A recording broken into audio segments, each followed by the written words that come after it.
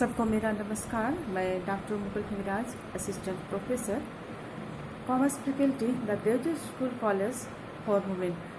आज मैं UG semester third को सब्जेक्ट है मैनेजमेंट प्रिंसिपल एंड एप्लीकेशन। इस सब्जेक्ट में टॉपिक है कैरेक्टरिस्टिक्स ऑफ कम्युनिकेशन, संदेश वाहन की विशेषताएं। इसकी विशेषताएं क्या है, संदेश वाहन की विशेषताएं क्या हैं? इनकी विशेषताएं को हम इस प्रकार से स्पष्ट कर सकते हैं। नंबर 1, 2 या 2 से अधिक व्यक्तियों का होना, अर्थात कि संदेश वाहन के लिए जब भी हम अपने बातों का, अपने विचारों को एक दूसरे पर प्रकट करते हैं, तो वैसे स्थिति में बातों का आदान प्रदान, विचारों को निष्पादित करने के लिए कम से कम 2 या 2 से अधिक व्यक्ति, 2 और मोर पर्सन का होना बहुत ज़रूरी है। और ये इसकी कहना चाहिए कि यह प्रथम, पहली और बहुत ही महत्वपूर्ण विशेषता है। और इसमें कम से कम 2 व्यक्ति, 2 या 2 से 2 व्यक्ति होने चाहिए, क्योंकि एक अकेला व्यक्ति के द्वारा विचारों का आदान प्रदान नहीं हो सकता है। विचारों का आदान प्रदान करने के लिए हम देखते हैं कि इसमें एक कहने वाला होता है और एक सुनने वाले की जरूरत पड़ती है। इसलिए सहने वाले और सुनने वाले में चूंकि 2 पार्टीज होते हैं, 2 पक्ष होते हैं, इसलिए कम से कम 2 व्यक्तियों का होना बहुत जरूरी है, जिसमें कि एक सूचना भेजने वाला अर्थात कि सेंडर्स होता है और दूसरा सूचना ग्रहण करने वाला अर्थात कि वो रिसीवर होता है। दूसरा है इसकी विशेषता विचारों का विनिमय, एक्सचेंज ऑफ आइडियाज। विचारों के आदान प्रदान के अभाव में संदेश वाहन नहीं हो सकता, अर्थात कि हम संदेश वाहन की कल्पना भी नहीं कर सकते हैं।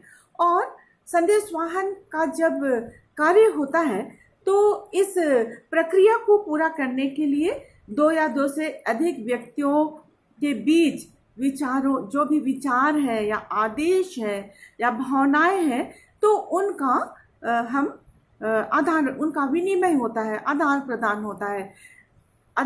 होता है। इसलिए ये विचारों का विनिमय होना चाहिए।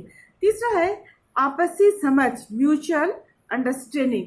आपसी समझ से अभिप्राय ये है कि जो सूचना भेजने वाला व्यक्ति है वह इस प्रकार से अपनी बातों को दे या अपने भावों को इस प्रकार से प्रकट करे जिससे कि जो भी वह सूचना भेज रहा है, इसका अर्थ जो सूचना पाने वाला व्यक्ति है वो उसको समझ सके। यदि वो उसको समझने में उसको दिक्कत होती है या समझ नहीं पाता है, तो उसको भी हम संदेश वाहन की विशेषता के अंतर्गत नहीं पाएंगे, अर्थात कि अर्थ जो आएगा तो उसको स्पष्ट होना चाहिए। संदेश वाहन की प्रक्रिया के लिए सूचना प्राप्तकर्ता के लिए सूचना का पालन करना आवश्यक नहीं है, मात्र उसको समझ लेना ही आवश्यक है, पर्याप्त है।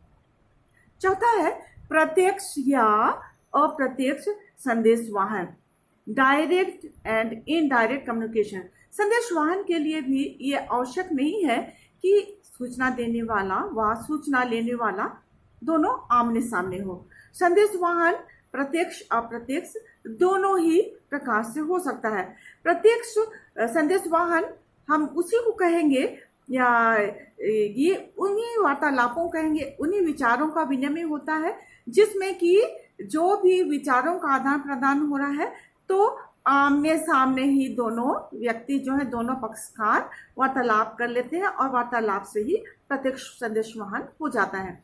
जबकि अप्रत्यक्ष संदेश वाहन में संदेश अन्य साधनों के माध्यम से भी भेजा जा सकता है। पांचवा है लगातार प्रक्रिया, कंटिन्यूअस प्रोसेस।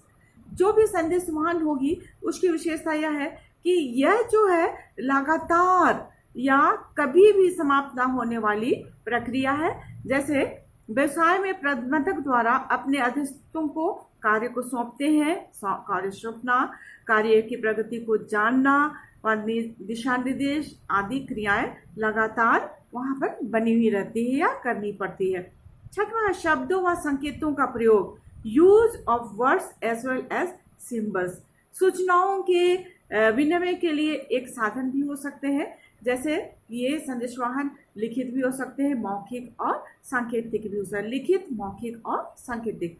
सांकेतिक संदेशवाहन का उदाहरण है जैसे स्कूल या कॉलेजों में छुट्टी को बजाना, तो ये एक तो संकेत के द्वारा संदेशवाहन में, जैसे घंटी बजती है तो लोग समझ जाते हैं कि छुट्टी हो गई है।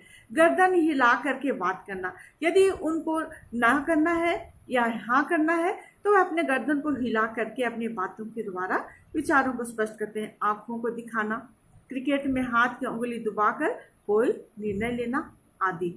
सातवां है चक्रीय प्रक्रिया के रूप में, सर्कुलर प्रोसेस।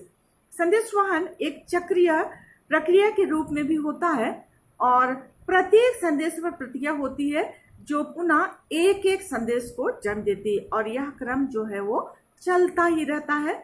इस तरह से संदेशवाहन का चक्रीय प्रारूप भी होता है। आठवां है सहयोग का आधार, बेसिस ऑफ कॉपरेशन। संदेशवाहन व्यवसायिक संगठन में कार्य करने वाले विभिन्न लोगों के बीच में या मध्य में सहयोग की भावना को जन्म देता है। इसके द्वारा सभी व्यक्ति अपने विचार एक दूसरे के सामने में रखते हैं या प्रस्तुत करते हैं।